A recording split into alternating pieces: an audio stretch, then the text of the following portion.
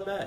95% of all Texans said it's easy to vote in Texas. So to my Democrat senators, first of all, don't talk about House bills up here. Talk about the Senate bill that passed, okay? We can't debate you on another bill. What did we present on the floor? What did we pass on the floor? That's the bill we need to talk about. But if you want to sit down and break bread, breakfast is always ready to be served in the dining room. But don't come in attacking me for something I'm not, or the Senate for something it isn't. And when you have a press conference, how about acknowledging some of the good things in the bill? That would be, if I can acknowledge some things maybe they want to fix, how about can they acknowledge some of the good things? For example, in Texas law today on election day, your company has to give you off to vote. Now, Brian Hughes has changed that. So on every day of early voting, if you want to vote early, I mean, you can't do it multiple times, but your business has to give you off a day during early vote. How about talking about that? How about the minimal hours that we're expanding? We're just setting minimums. Counties can vote from 6 in the morning till 9 at night if they want. It's up to them. So how about being honest about this bill? This is a bill to expand voting. If you have some issues with some things, then sit down and talk to us. But if you're going to come in and insult us and attack us and ascribe motives that are not a part of this, then it's hard to have a discussion. But I'm glad they're back. I hope the House comes back before the end of the month so we can, we've already passed these bills. We could get all this done, We could get all this done before the end of this month. And our state employees could get paid. And by the way, to all the state employees, about 2,100 of you, it's nice to hear that they're going to take care of their staff or so. I don't know if everybody is. But if they don't come back before the end of August, that sends a clear message that they don't really care about the staff if they get paid or not. I can assure you we'll figure that out. But if the Democrats don't come back in the House, they're okay if 2,100 people get furloughed, apparently, and don't get paid. I'm not. We're not going to let that stand. Brian, I'm going to open up to you to answer a couple of questions, make a couple of points, and then we'll open up to questions. Thanks, Governor Patrick. A couple of points about the bill. And I know you're looking at the bill. We encourage folks to read the bill, not tweets or generalizations, but what is in the bill. What about poll watchers? Under current law in Texas, been the law for a long time, poll watchers are allowed to observe activities except for the voter casting their ballot. And it is against the law, current law, against the law for an election worker to keep a poll watcher from doing that. That's current law today. All this talk about turning loose these partisan poll watchers is crazy. The law today gives poll watchers authority to observe activities. That is not changing. Poll watchers are, of course, Democrats, Republicans. They're from various candidates. They're the eyes and ears of the public.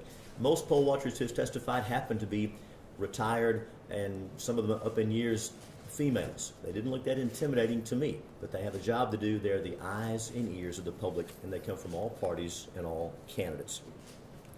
And let's talk about making it easy to vote. Governor Patrick mentioned that now your employer must let you off work if your hours don't allow you on early voting. What about being in line? For a long time in Texas, we've had the law where if you, on election day, make it to the polls before they close, but you're in line, you must be allowed to vote no matter how long it takes. We have not had that protection for early voting, and of course most people now vote early. So in Senate Bill 1, for the first time, that protection, if you make it and you're in line when the polls close for early voting, you will be allowed to vote. What about fixing technicalities on your mail ballots? Many mail ballots get thrown out because of technicalities, and there's no way to fix them. Now, under Senate Bill 1, for the first time, a way for voters to correct those problems so their votes will be counted. Expanding early voting, and look at page 10 and page 11 of the bill in case there are questions. Page 10, page 11 of the bill. We expand early voting in 55 counties across the state. Right now, in our biggest counties, for the second week after you open up 12 hours, we're expanding that to more counties, affecting many, many Texans. Adding Saturday voting and for Sunday voting. Right now they must do at least 5 hours. Under Senate Bill 1, at least 6 hours. Across the board, opportunities to vote are being expanded and opportunities for folks to have their votes count. And one more thing about drive-through voting. I'm sure you've read, I hope you have, how during drive-through voting, the experiment in Harris County last fall, the election administrator said, we're going to stop this before Election Day because we're concerned the votes may not get counted. That's kind of a big deal. I think voters of all races and parties want their votes to count. This bill makes it easy to vote, and it makes it hard to cheat. Is there voter fraud? Of course there is. That's why I have a county commissioner in my district under indictment, out on bail, for mail ballot fraud. This is happening all over the state. We don't know how pervasive it is. How much fraud is okay? Well, none is okay.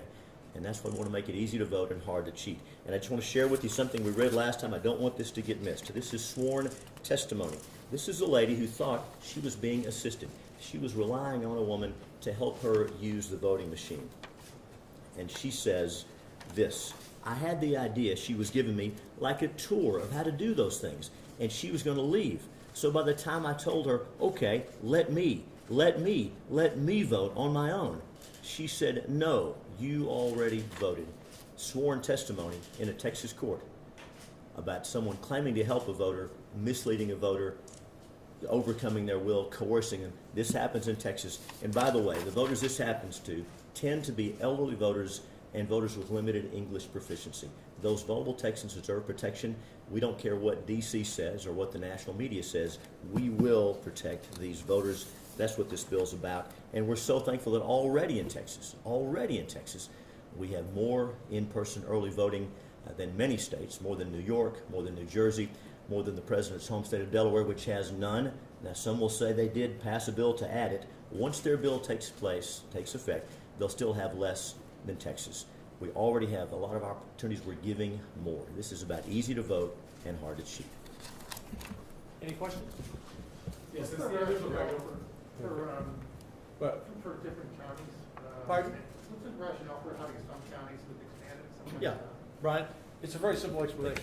So the law for some time has treated larger counties differently because of the volume of folks they deal with and the technology they have. So we are actually expanding that. Before, only our largest counties had to have 12 hours in the second week of early voting, had to have Saturdays and Sundays. Now we're expanding that to 55 more counties. We want to get it to where every county, some of our smallest counties that lack the resources, the technology, can still have less hours, but they'll still have more than they have today. So we're bringing more counties into more hours of voting. They're being reduced to nowhere, and we're bringing more counties into the full protection. That's what this is about. You heard the rationale from one of the Democratic senators, like 40 Democratic ones, or 40 Republican ones that are expanding, and the three major ones that are losing hours are Democratic. I mean, does that play a role, or is it, you're saying, purely population centered? There was some sleight of hand there because no counties are being reduced. You're correct. Those counties that are being added are Republican and Democrat, but no counties are being reduced unless you're talking about 24-hour voting. Again, an experiment that Harris County tried. Now, y'all let us know if you find anyone else who's done that. We haven't found any other county or any other place in the country where that's been tried. Let's talk about working folks that need opportunities to vote. That's why we have a law in place now for early voting. Once we pass this, this says if you get to the polls and the line is long, but you make it there before they close, you must be allowed to vote. That's why your employer now for early voting will have to let you off work. So let me be clear. We are not reducing early voting hours anywhere. We're just bringing more counties into the expanded hours, and for all counties, we're adding hours on the weekends. I want to be clear. I'm glad you asked about that. Paso loses it too. They have like 10 peanut butter. No, sir. No one is losing. In fact, now the number of hours that they have to add are expanded. Again, they will say, well, we could have done 24-hour voting even though we didn't. Well, that's not being taken away. That was never in the election code. So to say that any county is losing hours is just false. That's just false. And I'm sure our Democrats didn't imply this. These extra counties are added. If they happen to be Republican or maybe less in color, I'm sure they don't want to deprive those people of the same opportunity to have voting hours that our biggest counties have, that the Democrat counties have. So it had nothing to do, in fact, till they said it, wasn't even aware of it. But obviously, as you expand, you pick up all kind of counties. That was just another kind of divisive argument, I thought, that didn't need to be made. Since the end of the regular session, Yeah. particularly with the conference committee process, the Democrats have said they've been locked out of the process. Why not include some of the provisions in the bill that they're introducing this special session? Yeah, well, we've obviously, with Senator Hughes, we went through a lot of amendments on the floor, the first time, the second time. That's when you get a chance to change a bill. And if the majority of voters decide to take the amendment, they vote for it. If they don't, I mean, that's winning and losing on any bill. Any input that they wanted to have, we've been happy to take it. But I want to go back to something I said.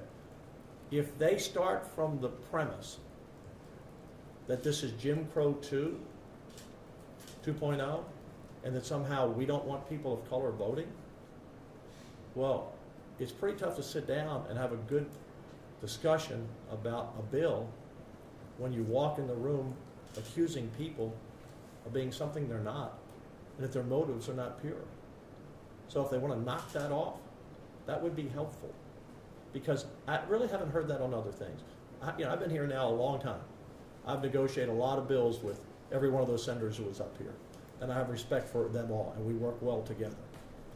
The rhetoric they've used on this bill sounds more like Washington, D.C. than Texas Democrats to me, and it's not helpful, and it won't get anywhere. To the point you made about the amendments, obviously, as we know, neither of the senators were in D.C. during the floor discussion. Was there any sort of discussion with the Senate Democrats that went to D.C. to maybe, hey, what, are you guys coming back? Maybe to hold off on discussions on the election bill until they come back. I mean, we still have 2 weeks left in this special session.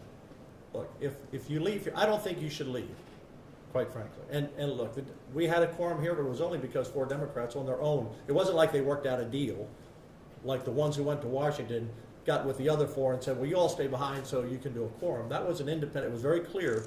Senator Zaffarine, Senator Hinojosa, Senator Whitmire, Senator Lucio all made that decision independently on their own. So had they not, we wouldn't have had a quorum either. So I don't think you should break quorum. In fact, I think we need to change the quorum law. We're the only state that requires 2/3 to show up. Most states are 50% plus 1 or 50%. Because you can't have Republicans or Democrats, either party, holding democracy hostage because they're losing on an issue and they decide we're going to leave the state, whether it was New Mexico or Oklahoma in the past or Washington, D.C. now. That's not what the folks back home expect. They expect you to show up for work here. But it had a group of them gone, 2 or 3 of them, 4 of them, that's their right. I would have had no problem with that. But that one, I didn't know. Look, the only person who told me they were leaving was Carol Alvarado, Senator Alvarado. I didn't hear from the other 8. I didn't know who was going or who wasn't going. No one gave me a courtesy call. I actually thought 2 or 3, which I thought maybe 4 or 5. I knew the House was going, but I didn't know. I didn't know when they were coming back. Senator Alvarado called me the other day and said they'd be back for this Thursday, which I appreciated. So that was their choice to make.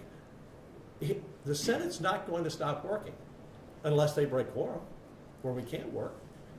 And this talk about the arrest and the comments being made by some House members about this is, first of all, no one gets arrested, so the public understands. No one gets arrested and put in jail. You just go find them at home or work, and you bring them to the Capitol. Okay? And if they broke quorum here, and I didn't have Democrats in the next special session so that we could conduct business, if I knew they were in the state, I'm not using the word arrest, but I would instruct our Sergeant of Arms to instruct the Department of Public Safety, if they're at home or they're at their office, to go and say, Senator, you have to come back to the Capitol. That's how we work. And I trust our members aren't going to break quorum. But it's not arresting. It's not dragging people off to jail. It's that they've just blown up that rhetoric. Again, divisive language. Senator, could you elaborate a little bit on what you just said about your quorum law should be changed? Yeah. Specifically how? Well, I just think we ought to do it like, I don't know if it's all 49 other states, but I have been apprised during this process. I wasn't here in 2003, but some people said, what are you all doing in Texas?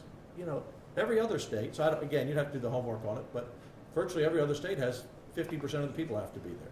Because you can't have this. It's anarchy at the Capitol. It's one thing for people to go and take to the streets if they want. That's their right. And look, again, the senators under the rules currently, they have a right to leave the state. But were they going to stay away forever?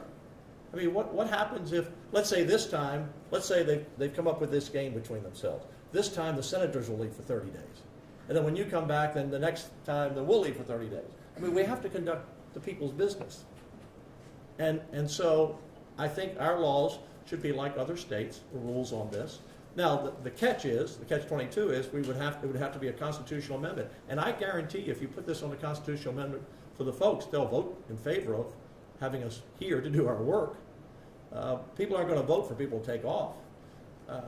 But you have to have 2/3 to have a constitutional amendment. So I would need 3 Democrats to join Republicans to change that, and you'd have to do that in the House.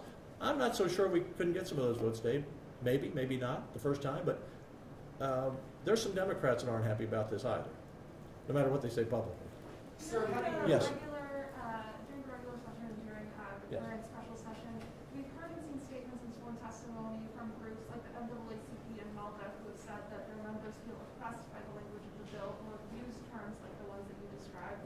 What is your response to these organizations, especially the ones who have requested to have conversations with the authors of the bill? It's a great question. At each stage of the process, the bill has changed. There was testimony in the committee in the regular session, testimony in special session, amendments offered by Democrats and Republicans, and the bill has changed based on testimony from civil rights groups, from disability rights groups. Everybody has input in this process. Now, most of the folks that we heard from that were offended by generalizations that they had read online or some characterization of the bill. When we talk about the provisions of the bill, there was not much to argue about. But of course, we make changes to these bills as we hear from Texans all across the spectrum. And that's always going to be that way. Senator Hughes. Yeah, the longer this goes on, the more people read the bill. It's at danpatrick.org, correct? Yes, sir. You can go to danpatrick.org and read it and find out anything that, I mean, look at all the good stuff that's in the bill. And there's no voter suppression in the bill. There just isn't. People can interpret things, but if Democrats keep saying 2.0, they're trying to stop people of color from voting. That's why some of the citizens out there say, I'm against that bill, because they're hearing that from leadership. Leadership on the Democrat side need to take responsibility for this divisive language. Senator and Governor, you all have talked about some of the changes to the bill, the about curing, the changes to disability that you all made in response to some of the groups that spoke out. What we heard from the Senate Democrats right before this was that when it went to conference committee during the regular session, then the bill that came back they did not recognize, and they sort of feel like that was a switcheroo there at the end. So I think they feel that there was some bad faith there. Is there any sort of guarantees that you could say to get them to play ball or anything like that? The bill is online. Amendments are offered on the floor. They're offered in committee in broad daylight. Everyone has input. That's how this process is always going to work. That's one of the reasons the Senate passed this bill early, to give us plenty of time. If the House passes a different version, we need a conference committee, there'll be more time to get that done. We're doing everything we can to keep this process from being rushed at the end. But whatever happens, there'll be amendments on the floor, amendments in committee, and debates on the floor. Everybody's going to have input in this process. You would fight for your version of the bill? Yes, of And, course. and we've said this so many times, this will be the last time I'll say it, the changes that were made in the bill were made by the House in conference and not by the Senate. Period, end of story. The records are the records, the facts are the facts. I don't even want to go down that road again. We've moved beyond that. But every bill that ever passes goes to conference and comes out with sometimes some surprises out of conference. Every bill, you all know that. And but what we passed in the Senate, we stand behind. There is no souls to the polls issue. We didn't put that in the bill. It's not in our bill. And that was a red herring also, because the Democrats, there's another divisive thing. Democrats said, they're stopping us from voting at 9 in the morning. It's never anywhere in the state. No one's ever voted at 9 in the morning on Sunday. But it's not in our bill. It wasn't in our bill. It was put in conference. And as you know, in conference sometimes the very last edition that comes out, members sign off on it and bring it to the floor. But we didn't support that, or overturning elections. Not in our bill. Won't be in our bill. We won't allow it in the bill. That's right. We'll take 2 last questions and we'll wrap it up. Yes, sir. Now that the Senate has passed all or nearly all of the special session agenda, what's on tap for the next 2 weeks while the House still lacks a quorum? Well, our folks have put in 2 weeks of work in about 1 week, and so our members are standing down. They're on a 5-hour notice, so they can, if they're home. We have session tomorrow, but they're on 5-hour notice to be at the Capitol should the Democrats come back. But the House would have to come back in time, get bills through committee, pass them, and send them out. I hope they do. Look, the Democrats don't have an end game here. At the end of the day, this bill is going to pass. Pretty much in the form it's in. We're always willing to listen if they have suggestions that we think don't change the focus of the bill. But this bill is going to pass. Is it in August or September, October? Is it next February? Is it next June? This bill is going to pass because the people of Texas of all color want safe and secure elections. And the longer this goes on, the weaker their argument gets. I know their argument gets weaker. it gets weaker. And there was one other line that was brought up about people waiting 6 hours in line to vote at TSU. Let me just, again, clear the facts up on that. Yeah, there were people who voted forever at TSU. Who ran the election at TSU? The Democrats in Harris County. Republicans had nothing to do with that. They're in charge of the elections in Harris County. Secondly, why was the line so long at TSU? Because I think they had 20 voting machines, or 10, whatever. Half of them were Republican and half were Democrat. Well, 90% of the vote at TSU or higher was going to be for Democrat. Why would you put half the machines in there Republican machines? It made no sense. The reason TSU students and others stood in line for so long was because the ineptitude of the people running the election was in Harris County. So don't put that on the Republicans. If you don't want 6-hour lines, be smarter about how you position your machines in certain polling places. Last question? Last question. Yeah. That's it? Well, Okay. you know, since the House quorum break, Yeah. I know that you guys have really flaunted the fact that y'all passed pretty much the entire Yeah, we did. Agenda. So I did want to, while I have both of you here, I did Yeah. want to ask about one separate bill for the critical race theory. Yeah. Bill. Why push through a bill that explicitly crossed out the requirements of the teaching of the Native American history, KKK, and Martin Luther King? Once again, divisive language by the left that's not accurate. Go ahead. Great question. Section 113 of the Texas Administrative Code contains our curriculum standards, the TEKS, the Texas Essential Knowledge and Skills. And in there today, before the bill passes and after the bill passes, in that bill you will find Dr. King. You'll find dark things like the Klan and the horrible things our country has been through, and the challenges of slavery, the civil rights movement, women's suffrage. All of those references are in the Texas elements today, and they will be in tomorrow. That's not going to change. That's passed by the State Board of Education with input from teachers and from parents, and that is not going to change. The bill is about those broad concepts like the American dream, an opportunity for every American, regardless of color, regardless of race, regardless of national origin. That's what the bill's about.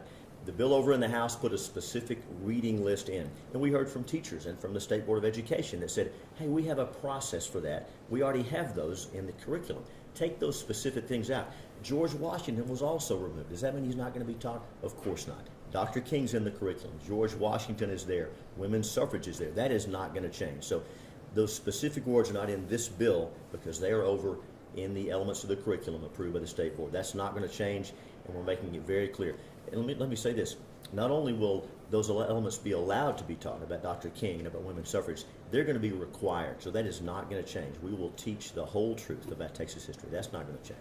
Yeah, you know, the last thing I'll say on this as we close the press conference is I saw the Biden administration wisely today pull down a person who, and a handbook that had been written about critical race theory. You know, I have people all the time, you know, because this is a new issue to a lot of people. What does it all mean?